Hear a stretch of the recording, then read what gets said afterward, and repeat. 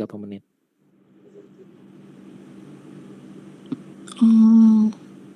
Ya, sebenarnya saya butuh informasinya volume, market cap buat nge-swing lah nantilah. RSI nggak penting sih.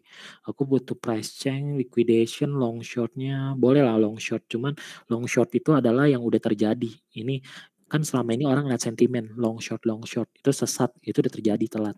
Ketika orang yang banyak nge-short, malah harga naik, suka dibalik-balikin kan. Karena ketika kita kena likuiditas, itu well yang masuk gitu kan. Ya, jadi buat saya yang paling priority dulu adalah ini, apa namanya, Price change. Apalagi ya gue lupa yang penting. Oh, funding rate. Volume nggak? Oh ya, funding Volume juga. Tapi funding rate aku nggak masukin karena ini funding rate-nya bukan yang per hari gitu. Bukannya per hari, maksudnya perubahan per menit nggak gitu penting lah, cincai lah, di technical juga kelihatan gitu. Nah, open interest-nya pasang sama price change. Udah kan, kelihatan nih. Ya, cara triknya gini, gak usah pusing. Kalian lihat aja overall ini kalian bikin 100 aja, bikin rata kanan. Nah, kalian nge-short aja price change. Kelihatan ya dominan merah, kita cari short. Cuma nih sayangnya ini trade-nya paling 1 menit sampai 4 jam doang karena dia cuma dibatasin 1 hari. Ya, kayak XCN nih, aku kasih contoh ya, XCN nih. Nah, ini enaknya kalian bisa pakai exchange apa? Aku kan banyak kan pakai ini ya, Bybit ya. Tapi kalau kalian mau semua, kalian open antik gitu. Tapi kalau misalkan ini titik aja.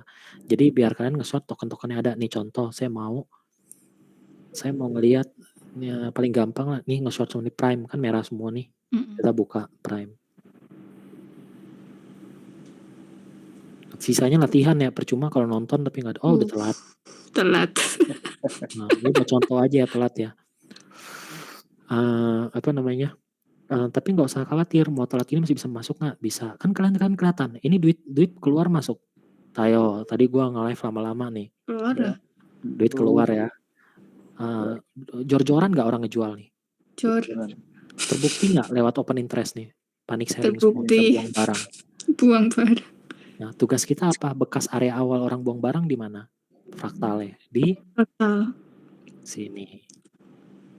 Ini kan masih kelamaan Min. Saya mau entry di sini doang, bisa nggak? Kita ambil contoh lagi ya. Bisa kok. Kita batasin dulu di sini. Cuma saya nggak tahu nih candle mau reversal naik atau makin longsor, turunin lower time frame. Karena aku udah biasa langsung ke 1 menit lah ya. Enggak, jangan 1 menit ya, biar kalian ini kan buat pembelajaran. Kelihatan nggak orang buang barang berikutnya di mana? Area terakhir. Ini FVG ya. Buang barang lagi kan. Buka sampai 1 menit. Kelihatan nggak area entry kalian langsung di mana?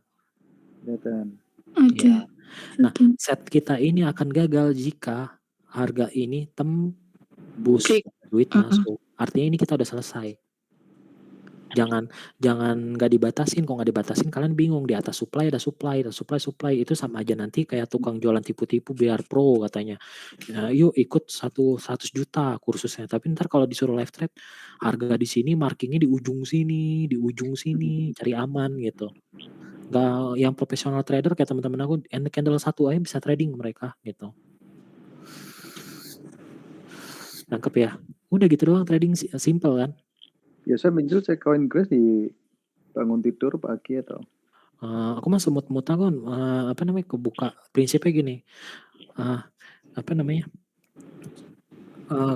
kalau aku masuk, oke kalau udah profitnya udah cukup segala macam ya udah tutup, nonton YouTube segala macam, nge-toxic di Discord gitu biar nggak stres gitu.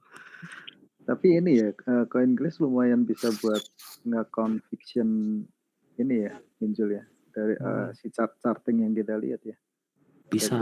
Nggak cuma CoinGlass, banyak fitur-fitur manfaatin teknologi gitu. Jadi nggak cuma CoinGlass, banyak banget ada Into the Block segala macam. Cuman aku favorit salah satu CoinGlass ya. Bahkan untuk yang airdrop nih, contoh nih airdrop nih, banyak orang bingung analisa airdrop mana, terus tahu listingnya di mana. Itu web banyak banget, pintar-pintar kita cari informasi aja gitu. Kripto itu transparan banget, sumpah. Tapi ini si CoinGlass tadi gimana? Nggak 24 jam? Mentok. Cuman 24 jam. Ada fitur baru juga nih, ini baru nih di CoinGlass, kan bisa manfaatin nih. Ini perpetual di sini nih. aktual. Ya, Mana? di ini Hyperliquid Whale Trader. Tracker, wow, Hyperliquid. Ya, kalian bisa lihat posisi-posisi mereka, BTC-nya di mana tuh. Kalian lihat deh, kalian sortirnya gini triknya ya. Sortirnya ambil position paling gede, unreleased profit. Ini berarti ada yang ngelong nih BTC, ada yang ngebuy ini di harga berapa? No. Enak kan? Contek. Oh, Ini di mana tadi? ini punya. Oh, ini Nih, CoinGlass. Kliknya di mana sih? Ya? ini klik kanan ini Hyperliquid Whale Tracker. Oh iya. Whale tracker. Oh. Ya, Loh, itu CoinGlass tuh ininya Hyperliquid atau gimana sih? jadi sebenarnya nggak gini, dia di bawah Hyperliquid, di bawah Hyperliquid kan ada duit ya, Hyperliquid juga. Dia duitnya keluar, trace walletnya ke BTC segala macam. Nah, Krikot karena dia ada transaksi juga di Athena. Kebetulan itu dia keluar. Iya. Nah, tapi ini bukan semua whale ya, bukan semua whale, tapi minimal kita kelihatan dominannya duitnya di mana. Kalau macam ini aku udah tes juga kok, akurasinya lumayan. Akurasi kita bisa trace walletnya juga tuh. No. Nah, ini semua yang jelas di sini. Ini cuman kurvanya terbalik ya. Kalau ini kan kurva yang modern nih, kurva ini cara bacanya kan gini. Kalau ini yang merah ini likuidasinya lebih pendek daripada yang ini, berarti ini rata-rata orang pasang posisi long. Ini kebaliknya. Jadi yang tadi kita jelasin teori panjang kali lebar, datanya di sini salah satunya. Ya terlalu, makanya aku mau bikin beberapa sesi juga nggak habis-habis. Cuma yang maksud aku dengan cara yang sederhana ini pun udah bisa trading lah kalian gitu maksudnya. Sering-sering ikut live kalau misalkan aku ini udah tahu ya. Jadi kalau aku kasih insight segala macam itu bukan langsung asal mancung buy sell gitu. Nggak sembarangan. Percaya deh ikutin sistem aku kayak gini. Dan kalian ngecertain disiplin ya. Kalau nggak disiplin sia-sia. Minimal kalian akan terasa lihat dengan ukuran main matematika tadi segala macam, RR segala macam, harusnya nanti 100 transaksi portofolio kalian akan begini, naik pelan-pelan.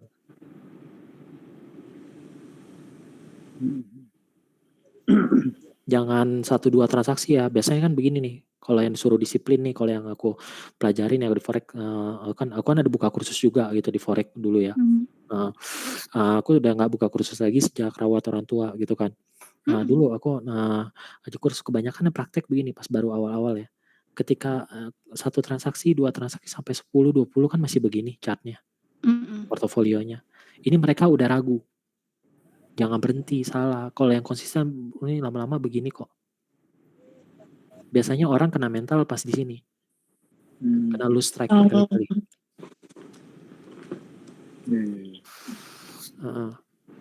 Jadi kalian bisa nyontek juga di sini.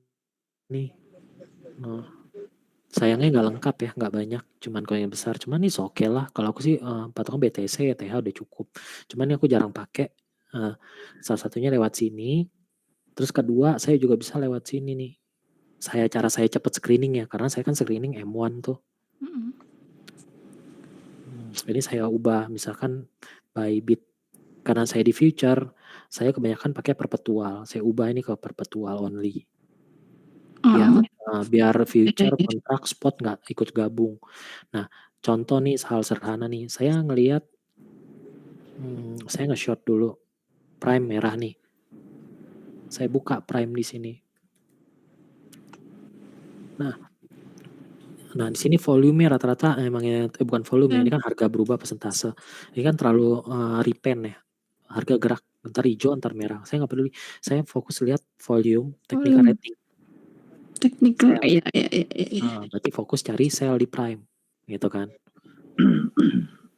Kayak gini.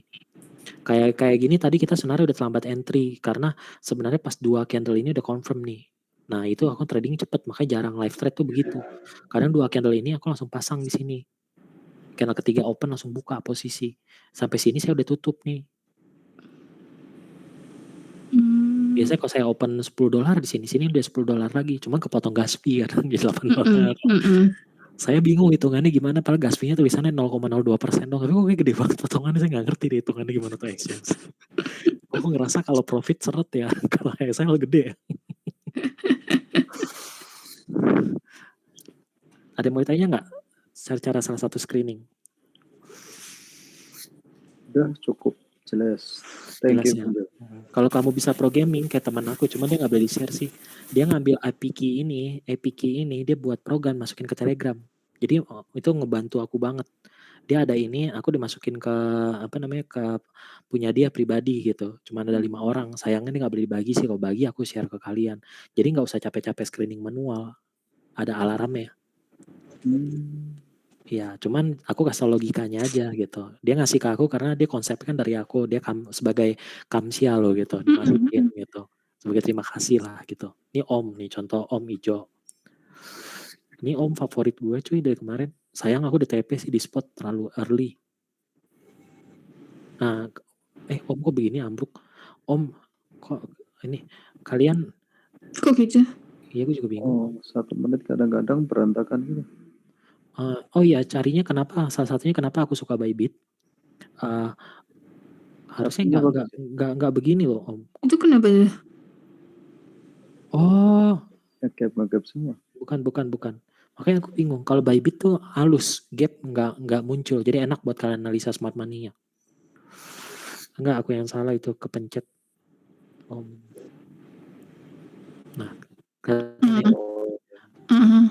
kenapa aku ada kemarin yang dari The Dragon aku langsung disuruh buy. Cuma sayang gue TP-nya prematur ya. Karena aku tahu dari mana ngeliatnya dari smart money. Yang tadi aku bilang, yang teori-teori yang tadi aku share, aku ngeliatnya masuknya rapi tuh, duitnya masuk rapi.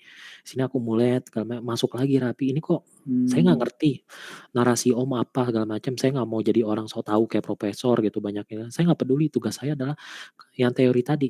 Kalau well masuk duit pasti ada something. Entah dia tahu developernya, entah proyeknya memang bagus. Nangkep ya, tugas saya cuma masuk.